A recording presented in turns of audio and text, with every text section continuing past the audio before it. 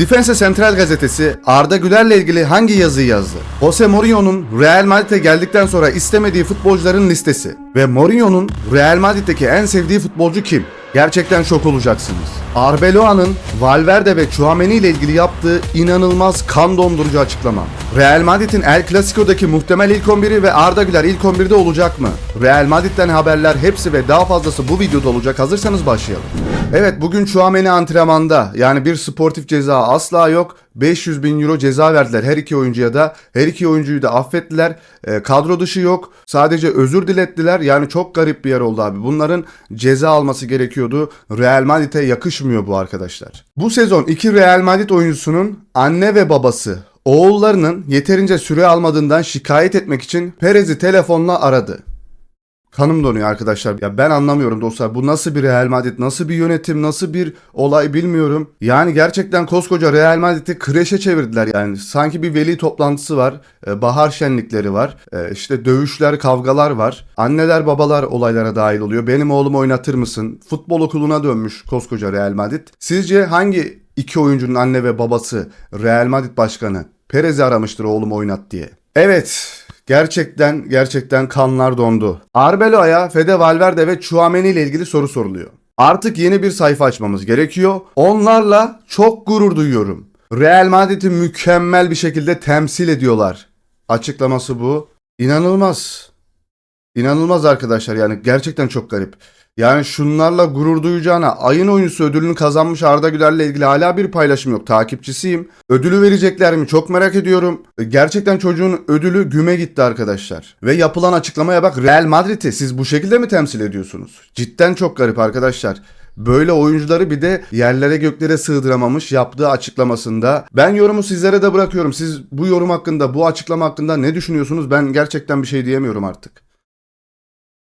Jose Mourinho'nun Real Madrid'de istemediği oyuncular listesi dostlar. Valverde'yi istemiyor, Brahim Diaz'ı istemiyor, Cebalos'u istemiyor, Asensio'yu istemiyor ve Fran Garcia'yı istemiyor. Tehlikenin farkında mısınız peki? Vinicius kalacak, Mbappe kalacak, Bellingham kalacak. Yani yeni bir sezon çok kötü bir şekilde geliyor gibi gözüküyor dostlar. Real Madrid yanlış ve hatalı kararlar almaya devam ediyor. Arkadaşlar sizden bir ricam olacak. Videomuza like attıktan sonra lütfen abone olmayı unutmayın. Bunların hepsi ücretsiz. Şimdiden çok teşekkürler.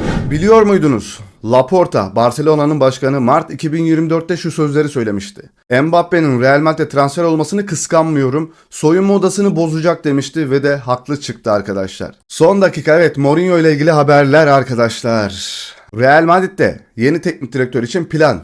Plan A Jose Mourinho, plan B Didier Deschamps arkadaşlar. Biri Fransız, birisi de zaten biliyorsunuz yaşlanmış ve bunamış bir adam. Real Madrid ile Jose Mourinho arasındaki anlaşma artık sadece an meselesi. Sezon tamamlandığında anlaşma açıklanacak. AS gazetesi yapmış haberi. Üzücü. Jose Mourinho'nun açıklaması geliyor. Real Madrid ile yarım kalan bir hikayemiz var. Sky Sports'a yaptığı açıklama. Real Madrid taraftarı, ben cidden sizin bir şeyler yapmanızı bekliyorum artık. İspanya'daki Real Madrid taraftarları.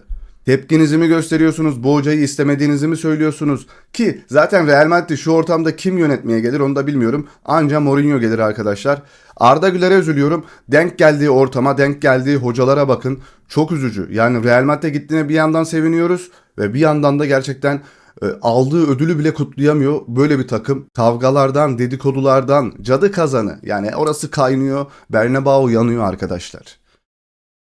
Jose Mourinho Bellingham hakkında 2024'te açıklama yapıyor. Onu ne kadar sevdiğini görüyorsunuz. Umarım Arda 3. yedek falan olmaz bu takımda. Bu çocuk Madrid'de gol attığında ve kollarını Bernabéu'ya açtığında bu onun boyutu. Karakter gösteriyor ve kibirle yapmıyor bu hareketi diyor. Bu sadece işte buradayım, yine yaptım demekmiş. Tehlikenin farkındasınızdır umarım. Nerede o eski Real Madrid kaptanları? Ramos'un olduğu yerde kimse Valverde'ye vuramazdı.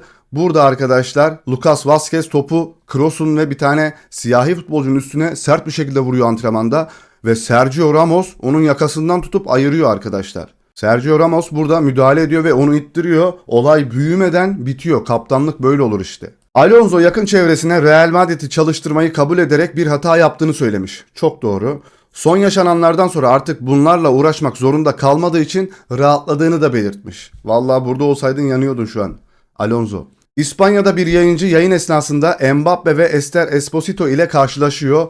Porsche aracıyla geziyorlar Real Madrid yanarken. O hala Ester'le takılıyor arkadaşlar. Tabii ki de takılabilir, kız arkadaşı. Ama asla bir El Clasico falan düşünülmüyor. Herkes keyfine bakıyor arkadaşlar. Evet, Real Madrid'de kaptanlık sorgulanmaya başlandı. Real Madrid kaptan seçim yönetimini değiştirmeyi düşünüyor. Tarihsel olarak kaptanlık bazubandı takımda geçirilen kıdem sezon sayısı esasına göre veriliyordu. Ancak kulüp kaptanı kendisini seçmesini veya kadro içinde oylama yapmasını değerlendiriyor. Yani sen kaptanlığı takım içinde oylama yaparak seçersen oradaki gruplaşmalar kendi kaptanını seçecektir. Asla böyle bir uygulama göstermeyin. Çünkü artık herkesin bir ekürisi var takımda. Herkes gruplaşmış durumda. Takım içi gruplaşmalar var. Bu takımın dağılması gerekiyor komple. Defense Central gazetesi yazıyor arkadaşlar. Arda Güler'i övmüşler sanırım. Bakacağız, hemen haberi okuyalım.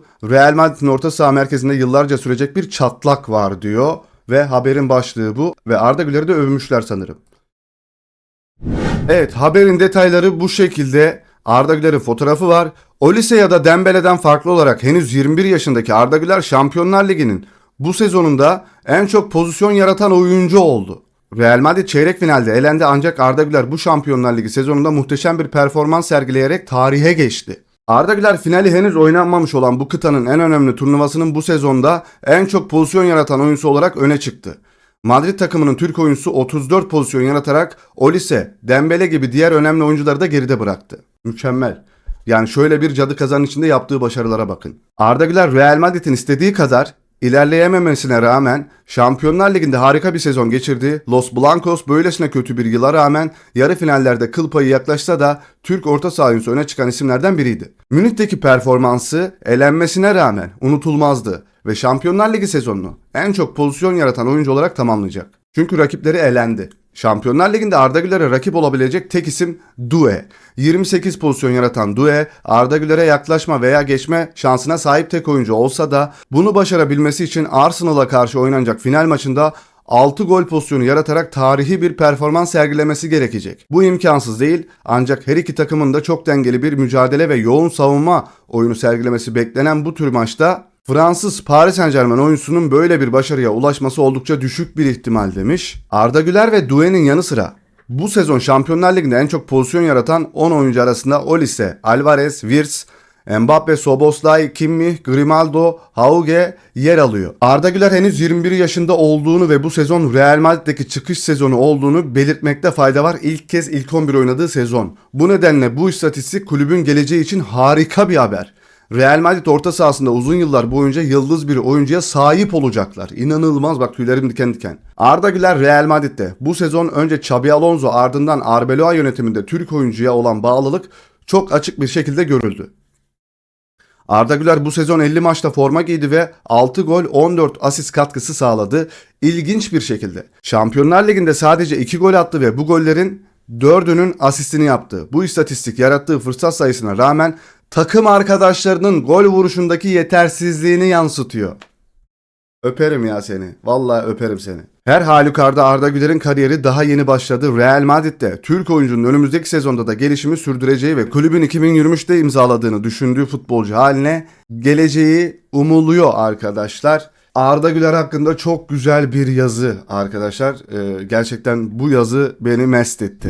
Endrick Mbappe ile ilgili bir açıklama yaptı. Mbappe hakkında insanların ne dediği umurumda değil. Onun tekrar altın ayakkabı kazanmasını umuyorum. Benim gördüğüm çok gol atarak Real Madrid'e yardım ettiği demiş. Evet, seni de yazdık oğlum. Marca gazetesi Tchouaméni ve Valverde'ye verilen cezayı eleştirmiş. Ne demişler? Yarım milyon ceza kes ve oynamaya devam etsinler. Sportif bir ceza yok. Ben okudum haberi, sizlere özet geçiyorum. Neden kadro dışı yok? Neden sportif bir ceza yok? Sadece 500 bin euro para cezası kestiler her ikisine de. Böyle bir yer. Bartomeu, Barcelona'nın eski başkanı, Vinicius'u transfer etmek için anlaşma yapmıştık. Real Madrid daha sonra devreye girdi ve anlaşmayı gasp etti. Muhtemelen daha iyi bir teklif ile, keşke o zaman oraya gitseymiş ya. Real Madrid'in Barcelona karşısındaki ilk 11'i. Courtois, Trent Alexander-Arnold, Rüdiger, Huijsen, Fran Garcia, Pitarch, Tchouaméni, çok ilginç, Tchouaméni oynuyor. Bellingham, Brahim Diaz, Gonzalo ve Vinicius Junior AS gazetesinin muhtemel ilk 11'i. Arda Güler'in oynamamasından yanayım. Tabii ki hepimiz özledik ama bu sakatlığından dolayı Arda Güler'i oynatacaklarına dair haberler de var. İkinci yarı falan girebilir bilmiyorum. Çünkü antrenmanlarda yer alıyor Arda Güler. Son dakika. Arbeloa'ya karşı çıkan ilk oyuncu Camavinga oldu. Camavinga Arbeloa'nın ilk maçlarından birinde kenara alınmaktan rahatsız olmuş ve bunu Arbeloa'ya doğrudan söylemişti. Bu yüzleşme ikisi arasındaki gergin ilişkinin başlangıcıydı. İlişki şimdi soğuk ve mesafeli, Marca gazetesi yazıyor. Yusuf Akçiçek Al Hilal formasıyla ilk kupasını kazandı. Şampiyonlar Kral Kupası Al Hilal'in. Ben çok yorum yapmayacağım. Arabistan kupaları beni ilgilendirmiyor. Yine de haberi sizlere sunayım dedim. Tabii ki de bir Türk oyuncunun kupa kazanması bizim için hoş bir şey ama ben Arabistan Ligi'ni takip etmiyorum. Wayne Rooney, Ben White'a saygısızlık olarak algılamayın. Bence o gerçekten iyi bir oyuncu ama onun kadroda yer alması ve Trent'in önünde oynaması, bunu akıl almaz buluyorum demiş. Trent Ben White'tan daha iyi diyor ve onun oynaması gerektiğini söylüyor. Ben katılmıyorum. Paris Saint-Germain'in yeni sezon iç saha forması, eskiye dönmüşler. Bu değişen bir şey yok. Eskiye dönmüş forma. Carreras'ın Mendy'nin oyundan çıkışı sırasında gülümsemesi Fran Garcia'ya yönelik değildi. Değişikliği sorgulamadı. Tepkisi bir personel üyesine yönelikti. Kadrodaki herkes tamamen saygı duyuyor. Biz öyle zannetmiyoruz. Kesinlikle sen değişikliğe güldün. Seni almamasına güldün. Carreras'la da Arbeloa'nın arası açık biliyorsunuz. Herkes birbiriyle kavgalı. Çok garip. Real Madrid'de Alonso'nun taktik antrenmanı yaparken bazı oyuncular uyuma numarası yapıyordu arkadaşlar. Yani Marca gazetesinin haberi, terbiyesizlik hocaya yapılan şu şeyler arkadaşlar. Garip. İyi ki kurtulmuşsun buradan Alonso. Bu sezon Şampiyonlar Ligi'nde en fazla gol atan takım Paris Saint-Germain 44 golle. Bu sezon Şampiyonlar Ligi'nde en az gol yiyen takım Arsenal 6 golle. Bu iki takım finale kadar çıktılar. Sizce finalin sonucu ne olur, yorumlar kısmına yazın. Evet, videomuzun sonuna geldik. Eğer bu video hoşunuza gittiyse like attıktan sonra hype haklarını kullanmayı unutma. Kanalımıza abone olduktan sonra da bildirim zilini açarsan çok sevinirim. Daha fazla destek olmak istersen katıl satın alıp süper teşekkür gönderebilirsin. Kendine çok iyi bak, hoşça kal. Bay bay.